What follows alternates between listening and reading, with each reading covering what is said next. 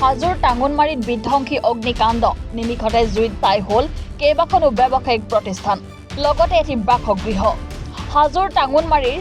চানবৰ আলিৰ পাকঘৰৰ পৰা জুইৰ লেলিহান শিখাই বিয়পি পৰে পৰিয়ালটোৰ বাসগৃহৰ লগতে কেইবাখনো ব্যৱসায়িক প্ৰতিষ্ঠান ঘটনাস্থলীত হাজো আৰু শুৱালকুছিৰ দুখনকৈ অগ্নি নিৰ্বাপক বাহিনীৰ বাহন আহি জুই নুমুৱাবলৈ সক্ষম হয় যদিও কেইবা লক্ষাধিক টকাৰ ক্ষয়ক্ষতি হৈছে জুইত নুৰচান আলীৰ ইলেক্ট্ৰনিক্সৰ দোকান ৰেকিবালিৰ ফাৰ্মাচীৰ লগতে অন্য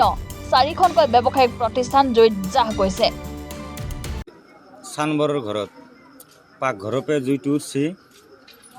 তাৰ লগে তাৰপিছত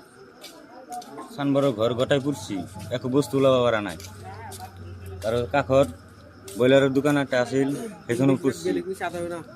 তাৰপিছত আৰু এটা ডাক্তৰৰ দোকান আছিল ৰিকিপ নাম সেইটো জ্বলি গৈছে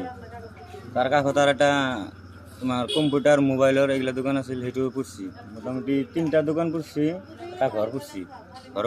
বস্তু বাহিনী একো ওলাব পৰা নাই বহুত ক্ষতি হৈ গৈছে চানবৰৰ ঘৰত একো বস্তু যে ওলাব পৰা নাই সেইটো তোমাৰ 3টা ঘৰ পুৰছি মিনিমাম 5 লাখ টকাৰ মান বস্তু পুৰছি আৰু ব্ৰইলাৰৰ দোকান আছে সেইটো তোমাৰ ঘৰে চৰে দি 2 লাখ টকাৰ মান আছে তাৰপিছত আৰু এই ডাক্তৰৰ দোকানত সেইটো জ্বলছি সেইটো 2 লাখ টকাৰ মান বস্তু বাহিনী জ্বলছি ঘৰো পুৰছি ঘৰটো দি ফেলে আৰু তোমাৰ এই মোবাইলৰ দোকানৰ সেইটো 1.5 লাখ টকাৰ নিচিনা বস্তু পুৰা গৈছে আৰু বাকীখিনি ওলাইছি